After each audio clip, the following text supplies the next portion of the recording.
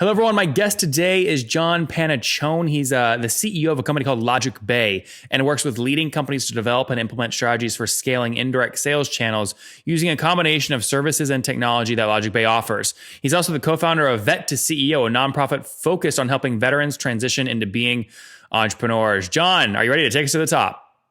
I sure am. What branch did you serve in? The Army. Very good. Thank you for your service. I appreciate that. Oh, yeah, you're welcome. All right. Tell us about the company. What do you do and how do you make money? All right, we're a partner relationship management software company, which is kind of a derivative of CRM. So we have a cloud-based software that helps manufacturers work with their dealers, resellers, and VARs around the world. I've been doing it for about 15 years now, and we make money through subscription revenue. About 90% of our revenue is recurring subscription revenue, and that continues to grow. That's great. And give me a general sense of size. So what's the average customer paying you per month, would you say? Well, we range in size from free with a revenue share to over 6 digits a month, depending on the size of the client and how much of a reach globally we have with them. Just to avoid going down every cohort you serve, because I'm sure there's many of them. If I forced you into an average, would you say like $1,000 on average, 10 grand, 100 grand? A month? Yeah. Between 1 and 5,000 a month. Fair enough. Between 1 and 5,000 a month. And you said you launched 15 years ago. So this would have been back, what, in 2002? 2003, actually. 2003. 2003. And I mean, where was your mind at that point? Why jump in and start your own company? Well, like a lot of entrepreneurs, I just had a series of circumstances kind of collapse into my lap. The company I was with, I was the VP of sales and marketing, and I was brought on to that company to run sales and marketing, but also position the company for a sale. Mm-hmm. We accomplished that, and we sold the company to an Indian company offshore. And one of the contracts I had sold was a $3 million U.S. government contract tied to Homeland Security funds. So that contract clearly was not going to be assigned to the acquiring company. So long story short, I got permission to handpick a few people that were working on that contract and move them into a new company and launch the company with that contract. Oh, wow. What a great story. So are you bootstrapped to date, all from that initial $3 million, or have you raised? Yeah, we've raised about $2.5 million in equity, and we've done about $3 million in debt deals over the years to finance the business, which I'm proud to say, because that's not a lot of equity for a 15-year-old company doing the kind of revenue we've done over 15 years. Yeah. What kind of revenue are you doing generally?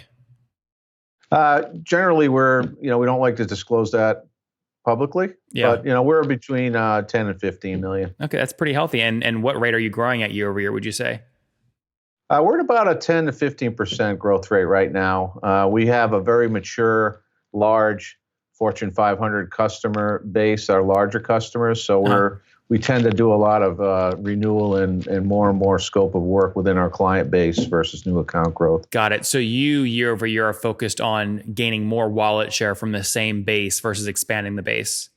Yeah, we've got like a 99% renewal rate, and we have some long-term contracts as well. So yeah, we're all about growing the accounts once we get in. What's net revenue retention typically look like year over year, or said differently, net revenue expansion? It's north of 90%. So, we've got good recurring revenue, good recurring renewals, and then that provides the base upon which we put incremental revenue on it, about a 10% growth rate, historically over the last few years. Just to make sure I understand that. So someone that might start paying you 100 grand per year, you pretty confidently grow that to 110 grand in year two? Yeah, proportionally, that's about right. The smaller deals grow faster on a percentage basis. Sure. But the larger ones, about what you said. Okay, interesting. And what are you at today? I mean, how many customers are you serving? We've got north of 60 customers right now. Okay. Bulk of our revenue, 80-20 rule applies. 80% of our revenue comes from a subset of that. But, we're proud of that. And we're very profitable, too, which wasn't easy to get to. But we focus on maintaining strength through profitability and be financially strong vis-a-vis our competition. And that goes a long way with our customer base. I'm missing something here. So correct which number I messed up. If you have 60 customers and you give me an ARPU between $1,000 and $5,000 per month, I'm going to give you the best there, $5,000. If I multiply that times 60, that's $300,000 per month, or about 3.6 annually. You're doing, you said, 2 or 3 times that. Which my numbers are wrong? Well, we have a couple of very large customers that are 6 digits a month in fees. So it pulls the average way up. Yeah, it's very heavily skewed. Interesting. Okay, what has made profitability difficult for you? Obviously, you're there, but what made it difficult? Well, it actually goes back to your last question. We built, like a lot of startups, we built our product off the revenue from early customers. So we had very large early customers like John Deere, for example, and they needed what we had years ago. So we built our what today is now our out-of-the-box product, really from a custom basis with many of our early large customers that needed our application where none existed at the time. So those years were very unprofitable. It was very hard to make money. It was a lot of services and custom development of the product. So we had to fund our early losses through the funding that I summarized for you. But as the product matured, it became a matter of configuration versus customization. And as we do more and more configuration of a rather mature product now, profitability is a lot higher, and we can sustain our historical customers on a much more profitable basis and spin up new customers much more profitably. How profitably are you running today? You like to take 10% of the bottom line, 20%? What do you kind of target? Yeah, we're at about 10% EBITDA right now and about a 65% gross margin. So that's pretty. Oh wait, that's a low gross margin for a software company. What's cutting into your? You must have a hidden cost of goods sold. What's the hidden cost?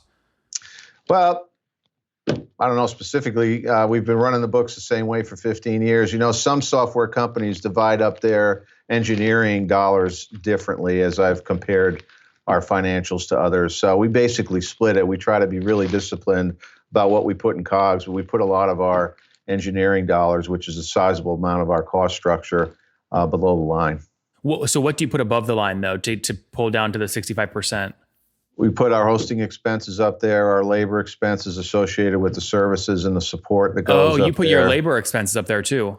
Yeah, the part that is associated with the customer delivery. We have a pretty robust partner program ourselves. We practice what we preach. So our sales and marketing organization is below the line. I mean, as part of our G&A and sales and marketing expenses, not factored into our gross margin. So that's why our gross margin is what it is. Got it. What's your team size look like today? Now, we've got about 60 full-timers, full-time equivalents around the world. We've got a couple of partners in India. We've got folks up in Canada, and we've got people across the U.S. So a remote team? Basically, when I founded the company, we've been remote since day one.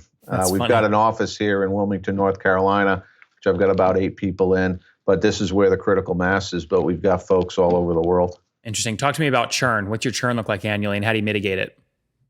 Churn with our customer base? Yeah. I thought you were talking about my employees. Either one. Churn's pretty low. Like I said, our retention rate is very, very high. So, our challenge is new account growth because we're so busy keeping up with our existing customers. And so our churn's really low. Like how low? That's the good news, bad news. It's about 5%. Annually, and that's on a logo basis basis or revenue basis? Yeah. A logo basis. Logo basis. I mean, that's super. So 95% retention is great on a logo basis. Yeah.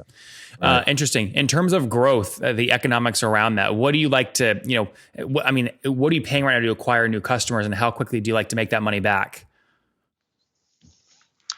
I don't have exact numbers for you. I've always managed the business as a portfolio. Our older customers, we've got most of our gross profit from. Our newer customers are loss leaders, right? So that's pretty much any cloud-based software company model. If you ask me, it's tough to make the same amount of money on every single customer. Well, how quickly those people that you sell though, and they're still in year one of their life cycle, how long does it take them to turn from loss leaders to contributors? Depends on the scope of the implementation, but generally speaking, less than a year. Usually it's 3 to 6 months. We can recover. That's a healthy payback period. Yeah, again, it's a lot of configuration these days because of our product and how robust it is without having to put a lot of services into each implementation. We could spin up a new customer in less than a day, technically now, which if you think about it, we have an enterprise-wide, globally scalable, 9 different language solution. It's not hard now to spin up a new customer. So that's really where we get our cost savings. Yeah. And at that 6 months, if folks are paying on average $5,000 a month, that's what, about 30 grand in CAC, and you get it paid back in 6 months. Obviously we're taking serious averages here and every customer is different, but generally speaking, those are accurate. Yeah, you're good at math. Yeah, you're very good at math. Dude, yeah. I'm just rolling with your numbers, man. I'm just a machine, and you're feeding me. That's how it works. All right, good stuff. Have you dove into any paid acquisition stuff yet, like hard paid Google ads, Facebook ads, conferences, things like that, or no? Oh yeah, that's my favorite subject. We've experimented with all the above there. Tell any of them work or no? Yeah, I'm a big fan of inbound strategies. First of That's all, a coded way of saying no. We lost a lot of money. I've been in sales and marketing for a long time, and I get great stories about our transition to inbound. But we're very heavy users of HubSpot. We're power users, so we get a lot of good lead flow from our inbound activities. But we also know that there's a balance there. We're employing an ABM strategy this year, and getting a little bit more, hitting the gas a little bit more on the outbound strategies. But we found that there has to be a healthy mix there. Last question before we wrap up with the famous five. What kind of capital do you like more, equity or debt-driven capital? Debt. Really? Interesting. On both. That's I've great. done both. That's great. Yeah. All right, let's wrap up here with the famous five. John, number one, what's your favorite business book? One that not many people know about, but I changed my life in terms of how I think about businesses, called Start With No by Jim Camp. You've ever heard of that one? No, but I'll have to check it out. Start with no. All right. Number two, John, is there a CEO you're following or studying right now?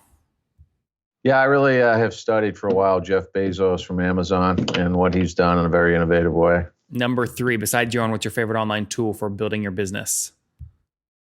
Pulse app. I don't know if you ever heard of that one. It's a cash flow tool. I live by it. Kept me out of going out of business several times. Number four, how many hours of sleep do you get every night? 6 to 8. Yeah, it's pretty good. In a situation, married, single, do you have kids? I'm married with 2 kids. 2 kiddos, okay. Daughters. And how old are you, John? I'm 52. Okay, last question. Take us back 32 years. What do you wish your 20-year-old self knew? I wish I knew about negotiation skills. You go into a bookstore and you got the negotiation books over on your left and you got the sales books on your right for some reason to this day, and there's a lot of overlap, and I wish I knew more about negotiation than sales back then. There you guys have it from John. Something convenient happened back in 2003. His company, he was brought on to sell the company. They sold it. Problem was, one of the big contracts, $3 million contract, couldn't go with the deal. So he said, you know what? I'm going to get permission here, spin up my own business. That's how he funded the initial concept behind LogicBay, the initial coding. Today, there are over 60 people. He's funded the company with a combination of both debt equity and debt capital and 2.5 million in equity raise or fundraising. They're currently doing about, north of 10 million bucks in ARR, less than 5% annual logo churn. CAC to LTV super healthy, serving about 60 customers that pay somewhere on the order of, call it 5 to up to 14 grand in some cases per month, usually on annual contracts. John, thank you so much for taking us to the top. Hey, thanks a lot for having me.